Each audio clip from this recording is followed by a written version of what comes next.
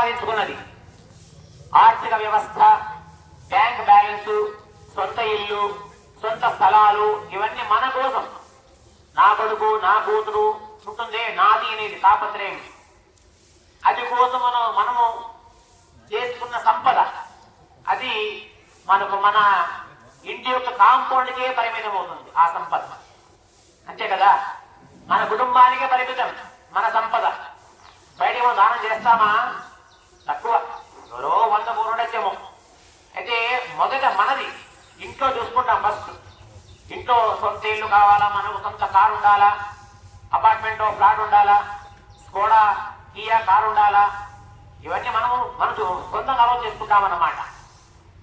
అది గృహస్థాశ్రమంలో ఉండేటటువంటి ఐహిక భోగ భాగ్యాలు. అవి ప్రకృతి సహజమే, తప్పు అని కాదు, ప్రకృతి నియమం కూడా అది. లేకపోతే సమాజం మనుగడ ఉండదన్నమాట. అయితే మహాత్ములు, ఋషులు, వారికి ఏముంది స్వార్థం? వారి కుటుంబం ఉందా? వారికి ఆస్తులు, అడవులు ఉన్నాయా? మహాత్ములకు, ఋషులకు వాళ్ళే ఉంటాయా? లేవు. అయితే దేశానికి వారు అందించారు సంపదను. ఏ సంపద? ఐహికము కాదు, ఆముష్మికం. ఆముష్మికం అంటే భగవంతుని చేరే మార్గం అన్నమాట. అదే ఆముష్మికం. ఐహికం అంటే మన యొక్క భోగ భాగ్యాలు, ఇది ఐహికం. అట్లాగా ఆముష్మికంగా మనకు అందించారు జ్ఞాన సంపదని శృతి, స్మృతి, పురాణ ఇతిహాసాలను. మనం వారికి ఏమిచ్చి మనం రుణము తీసుకుంటాం చెప్పండి? మన మహాత్ములకు, మన ఋషులకు, వివేకానందుల వారు, రామకృష్ణ పరమహంస వారు, రమణ మహర్షులు, కంచి పరమాచార్య, ఇంకా ఎంతో మంది మహాత్ములు దేశానికి అందించారు జ్ఞాన సంపదను. మనం వారికి ఏమి ఇవ్వగలం? మన వల్ల కాదు, మనం ఏమి ఇవ్వలేం కూడా. ఎన్ని కోట్లు ఇచ్చినా ఒక తులంలో ఒకవైపు మహాత్ములు కూర్చోబెడితే ఇంకొక వైపు ఎన్ని కోట్లు పెట్టినా తుల తూగదు. అటువంటిది జ్ఞాన సంపద. ఈ ఐహిక భోగభాగ్యాలు కరిగిపోతాయినటికైనా ఆస్తులు ఎవరో కొడుకులు మనవులు అనుభవించేస్తారు. బ్యాంక్ బ్యాలెన్స్ ఏదో రోగాలకో ఇంకేం ఖర్చు అయిపోతాయన్నమాట. సెల్ ఫోన్లకో ఇంకేమవుతానికి సంథింగ్ సంథింగ్ సంథింగ్ ఖర్చు అయిపోతాయి. ఇటువైపు ఉన్నారు మహాత్ములు, వారి జ్ఞానం కలుగుతుందా? జ్ఞానం కలగదు. జ్ఞానం వారు పంచి పెట్టారు దేశానికి, మహాత్ములు, ఋషులు. అంత గొప్పది మన దేశం. అందుకే ఈ భారతదేశము విశ్వగురు, విశ్వానికే గురువు అన్నమాట. అందుకే వేదం చెబుతోంది ధర్మో విశ్వస్య జగతః, ధర్మో విశ్వస్య జగతః. విశ్వమంతా మన ధర్మమే ఉందంట అనాదిగా. మీరు ఇప్పుడు ఈ రోజు చూడండి, మీరు ఇట్లా అమెరికా కావచ్చు, ఇంకేమైనా కావచ్చు, యూరోప్ దేశాలు చూడండి, యూరోప్ ఉన్నటువంటి దేశాలు, అన్ని దేశాల్లో కూడా ఎక్కడ చూసినా ఇక్కడ యుఎస్, యుఏ, యూకే, ఎక్కడ పోయినా కూడా మన ధర్మం ఉంది. ధర్మం ఉంది అంటే ఎట్లా ఉంది అంటే అక్కడ కూడా మన భారతీయులు, మన సనాతన ధార్మిక భక్తులు ఉన్నవాళ్ళు ధర్మాన్ని కాపాడుతున్నారు. విదేశాల్లో కూడా అక్కడ కూడా ఏం తక్కువ లేదు. దేవాలయాలు, ఇట్లాగా ధార్మిక కార్యక్రమాలు, ప్రవచనాలు, సంగీత కార్యక్రమాలు జరుగుతుంటాయి విదేశాల్లో కూడా. అన్ని దేశాలు జరుగుతుంది, ప్రస్తుతం జరుగుతుందన్నమాట. 50 ఏళ్ళుగా విమానాలు ఎప్పుడైతే వచ్చాయో మన దేశంలో విమానాలు, ఫ్లైట్స్, విమానం పోవాలంటే విమానం కావాలి కదా విదేశం పోవాలంటే, లేదా ఓడల పైన పోయేవాళ్ళు. కానీ ఓడల మీద, సముద్ర తీరం మీద ఓడల మీద పోయేవాళ్ళు అనమాట. అయితే వేదము ఏనాడో చెప్పేసింది, ఈ రోజు చెప్తుంది కాదు ఇది. వేదం అనేది ఏం చెప్పింది? ధర్మో విశ్వస్య జగతః. ఏనాటికైనా సనాతన ధర్మము విశ్వమంతా వ్యాపిస్తుంది. ఈ రోజు జరిగిందే కదా, ఈరోజు జరగలేదా? జరుగుతుంది కదా. అన్ని దేశాల్లో మన దేవాలయాలు ఉన్నాయి, అన్ని దేశాల్లో మన యజ్ఞ యాగాదులు చేస్తున్నారు, హోమాలు చేస్తున్నారు, ధార్మిక ప్రవచనం చేస్తున్నారు. అన్ని దేశాల్లో ఉన్నాయి. మీరు ఎక్కడైనా చూడండి, వేదం ఎప్పుడో చెప్పింది జరుగుతుంది భవిష్యత్తులో అని. వేదం చెప్పింది వాస్తవం, జరుగుతుంది. వేదం అబద్ధం చెప్పలేదు, వేదం నిజమే చెప్పింది. వేదం ఆ నిజమే ఈరోజు జరుగుతోంది. చూడండి, ధర్మం మన ధర్మమంతా, విశ్వమంతా ధర్మం వ్యాపిస్తుంది. అటువంటి సనాతన ధర్మానికి మూలాలు 4 వేదాలు. మనం ఇంటి ముందు పందిరి వేస్తాం. ఇంట్లో ఏదైనా గృహప్రవేశం చేస్తేనో వివాహం చేస్తేనో మన ఇంటి ముందు పందిరి వేస్తాం. పందిరి, ఆ పందిరికి ఎన్ని ఉంటాయి స్తంభాలు? 4 స్తంభాలు ఉంటాయి. ఆ 4 స్తంభాలు వేస్తేనే పందిరి ఉంటుంది అనమాట. అట్లాగా సనాతన ధర్మానికి 4 స్తంభాలు, 4 వేదాలు. ఋగ్వేదము, యజుర్వేదము, సామవేదము, అథర్వవేదం. ఈ 4 వేదాలు కూడా ఆ రోజు వేదవ్యాసుల వారు, ఆనాటి వేదవ్యాసుల వారు అష్టాదశ పురాణాలను, చతుర్వేదాలను రక్షింపజేయకపోయి ఉంటే ఈరోజు మనిషి మనుగడ ఎలా ఉండేదో మనం ఊహించుకోలేము. అంటే ధర్మం అంటే ఎలా ఉండేది, మనిషి ధార్మికంగా ఎట్లా జీవించాలా, ఏది తప్పు ఏది సరి తెలిసేదే కాదు మనిషికి. చెప్పాలంటే ఆహార నిద్ర భయమైథునాని పశుభిర్నరాణం సమానమేతతు అని వాక్యం. ఆహారము, నిద్ర, భయము, సంతానము 4 విషయాల్లో మనిషికి పశువుకు ఒకటే అంట. అవి భోజనం చేస్తాయి, పశువులు అన్నం తింటాయి, అవి కూడా సంతానం పొందుతాయి, అవి వాటికి భయము ఉంటాయన్నమాట. ఇలాగా అవి నిద్రపోతాయి.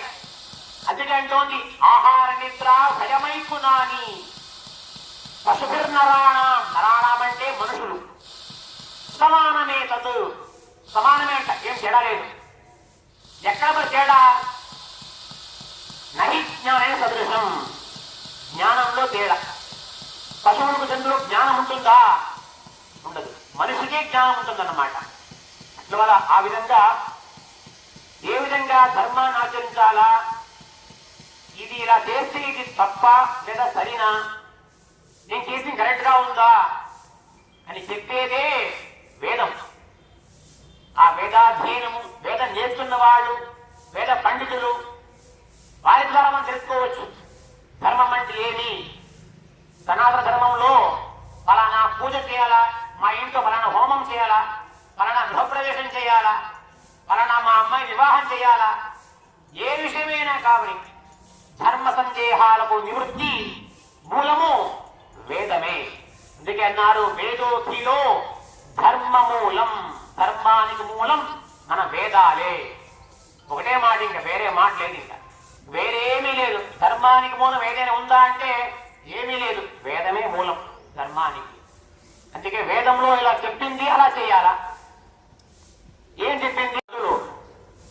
ఎప్పుడైనా మనం అట్లా తీర్థయాత్ర పోతాం, తీర్థయాత్రలకు అక్కడ నదీ స్నానం చేస్తాం, నదిలో స్నానం చేస్తాం. నదీ స్నానం ఎట్లా చేయాలా? మొదట సంకల్పం చేసుకోవాలంట. సంకల్పం చేసి ఫలానా శుభేశోభనే ముహూర్తే అద్య బ్రహ్మణ సంకల్పం చెప్పి ఆ నది అమ్మవారు గంగాదేవిని స్మరిస్తూ, గంగమ్మను స్మరిస్తూ, నా వల్ల ఏమైనా పాప దోషాలు ఏమైనా జరిగితే అవి క్షమించమ్మా అని ఒక ప్రార్థన చేసుకొని నదీ స్నానం చేయాలంట. అందుకే నాప్సుమోత్ర పురీషం గుర్యాత్ నిశ్చీవేత్ నవివసన స్నాయాత్. ఎవరే కావచ్చు, నదీ స్నానం చేస్తున్నప్పుడు నదిలో స్నానం చేస్తూ ఉంటే అది నది పవిత్రమైనది కాబట్టి దానికి కూడా వేదం చెప్తుంది ఎట్లా పవిత్రమైన నది, నదులు పవిత్రమైనవి. దానికి ఏం ఆధారము, ప్రమాణము? వేదమే. ఆపో వై సర్పాదేవతా ఆహా.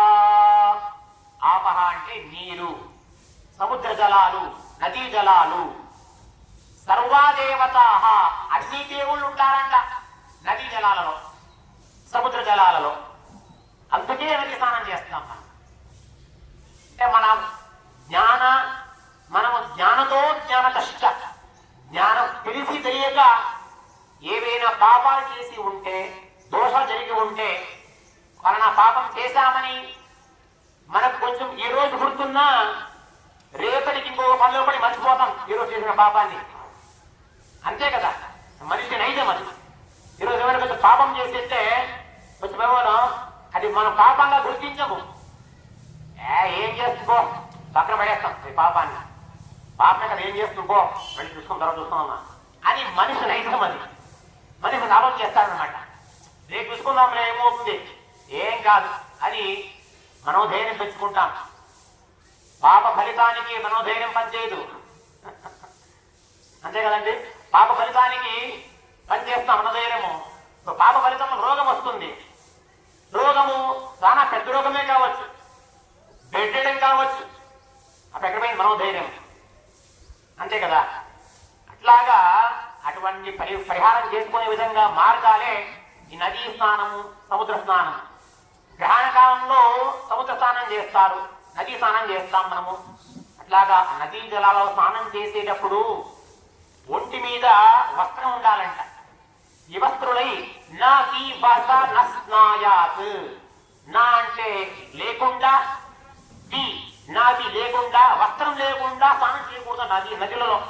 ఈ నా మాట కాదు, వేదం చెబుతుంది. నాప్సు మూత్రపురీషల్పుర్యాత్. నదులలో మనకు తెలియకుండా మూత్ర విసర్జన చేయకూడదంట నదీ స్నానం చేసేటప్పుడు. అది కూడా మహాపాపమే. ముందుగానే మనం వెళ్ళి దాని పని పూర్తి చేసుకొని నదీ స్నానం చేయాలి. ఇప్పుడు ఇంత గొప్ప మాట మన కోసం మాట చెప్తుంది, వేదం చెప్తుంది. నాప్సుమూత్ర పురీషంపుర్యాత్ ననిష్ఠీవేత్ న వివసన స్నాయాత్ దుఃఖ్యోర్వా ఏషోగ్నిః.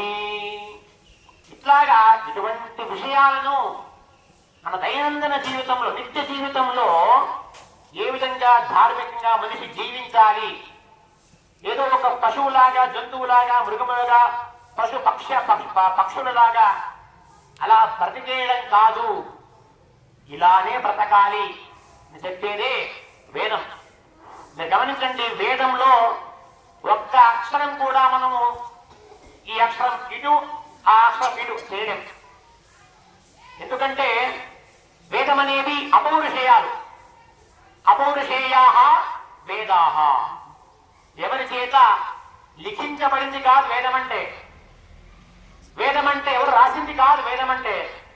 ఇప్పుడు వచ్చాయి ఇలా పుస్తకాలన్నీ, 10 ఏళ్ళు ఇటీవలు వచ్చాయంటే 100 years గా ఇటీవల వచ్చాయి వేద పుస్తకం. అందుకు ముందంతా గురుముఖత పాఠమే. గురువు గారు పాఠం చెప్పిస్తే విద్యార్థులు ముందుకు చూస్తే గురువు గారు చెప్పించిన వాక్యం భద్రం కర్ణే శృణుజామదేవా అంటే వాడు కూడా భద్రం వాడు చెప్పాలి అట్లాగే వాక్యాన్ని.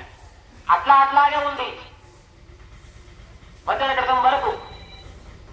ఆ విధంగానే ఉంది వేదాధ్యయనం అంటే. అందుకే దాని శృతి అన్నారు. శృతి అంటే అనాదిగా ఋషి పరంపరలో ఋషులు ఉన్నారన్నమాట వేదానికి. ఇప్పుడు మా గోత్రము భారద్వాజ గోత్రము, ఆంగీరస బారహస్పత్య భారద్వాజే ప్రవాన్విత. అట్లాగా మాకేదేమైతే ఋషి ఉంటారో ఆ ఋషి పరంపరలో. ఇంకా చెప్పాలంటే మన ఇంట్లో మా ముత్తాత, మా తాత, మా నాన్న, నేను, నా కొడుకు, ఎట్లాగో మన వంశ పారంపర్యం అని.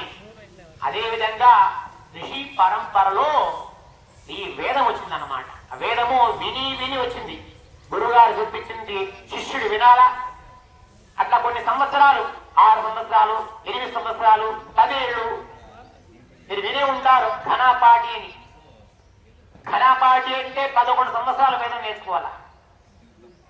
స్కూల్ లేదు, కాలేజ్ ఏమి లేవు, నో ప్యాంటు, జీన్స్ ప్యాంట్ ఏమి లేవు, కంచకట్టు, సిగబెట్టు, ప్రొద్దునే 4 దొరకలి, చలికాలం, వానకాలం ఏమిలు, అంతా చలి స్థానమే.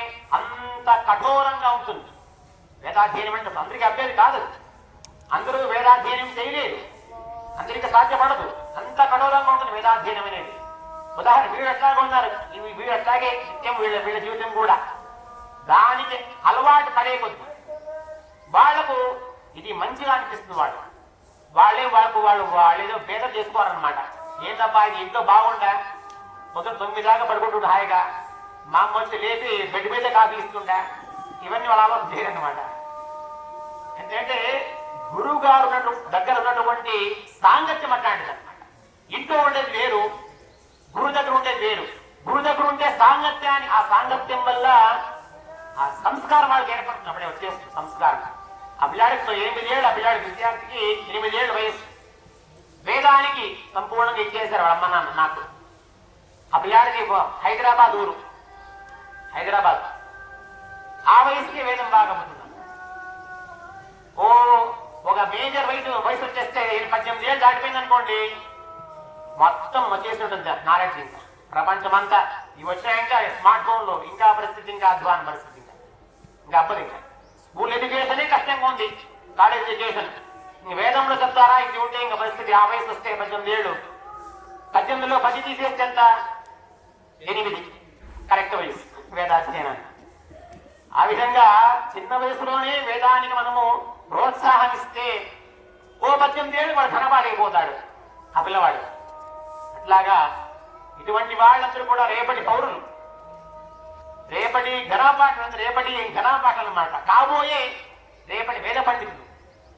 ఇట్లాగా మనము నెల్లూరు, రాజమండ్రి, తిరుపతి, పశ్చిమ తూర్పు గోదావరి జిల్లా చూస్తుంటాం వేద పండితుల్ని. వేద పాఠశాల మనం కూడా తిరుపతిలో ఉందంట అని వినేవాళ్ళం. వేద పాఠశాల తిరుపతిలో ఉందంట అంటే మొదటి నుంచి తిరుపతిలో ఉండేదే మూలం వేద పాఠశాల అంటే. ఎందుకంటే అదే కాబట్టి మూలం మన రాష్ట్రానికి. అయితే రాను రాను రాను రాను సంఖ్య పెరుగుతుంది. వేద విద్యార్థులు, వేద పాఠశాలలు సంఖ్య పెరుగుతుంది. మీరు చూస్తే తమిళనాడులో కానీ కర్ణాటక కానీ వందల సంఖ్యలో ఉన్న వేద పాఠశాలలు, వందల సంఖ్యలో. అన్ని సంఖ్యలో వేద పాఠశాలలో ఉండే విద్యార్థులు వేలల్లో ఉంటారు. ఇంకా తర్వాత వాళ్ళు వేద పండితులైపోతే సమాజానికి ఎంత శ్రేయస్సు. ధర్మానికి మూలం వేదము. నేర్చుకున్న వేద పండితులు, వేదమే మనకు మూలం. దాన్ని మనం కాపాడుకునే యొక్క మార్గమే ఇటువంటి వేద పారాయణము.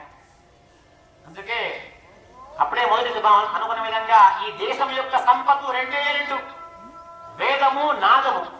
నాదము అంటే సంగీతం, వేదము వేదం. ఈ 2 మొదటిగా పుట్టాయంట. అందుకే అన్నాడు కృష్ణ పరమాత్మ భగవద్గీతలో, వేదానాం సామవేదోస్మి. వేదాలలో నేను సామవేదం అంటారనమాట. అట్లాగా భగవంతుని యొక్క జ్ఞానమే ఈ వేదము, నాదము. ఆ విధంగా వేద పారాయణము మన ఈ ప్రాంతంలో రామాలయంలో మన అరుణకుమారి గారు అక్క వారి సంకల్పము, వారెంతో చేయడానికి సంకల్పం. యాక్చువల్గా ఇది వేద పారాయణం. రామాలయం అయితే ఇంకా భక్తులు ఎక్కువ వస్తారు, స్వామి చేద్దాం బాగుంటుంది, భక్తులు వస్తారు బాగా, అందరికీ వినే అవకాశం. మా ఇంట్లో అయితే ఏదో 5-6 మంది ఉంటారంతే. ఇట్లా గుళ్ళో చేస్తే గుడికి రామువారు ఆయన సంతోషిస్తారు, రాముల వారు కూడా. వేదం చెప్పడం వల్ల ఆ మంత్రశక్తి కూడా, మంత్ర తరంగాలు కూడా అక్కడ ప్రసరింపజేసి రాముల వారి మూర్తిలో ఒక సాన్నిధ్యం ఏర్పడుతుంది అనే ఉద్దేశంతో వారి సత్సంకల్పం మేరకు వేద పారాయణం మొదలవుతుంది.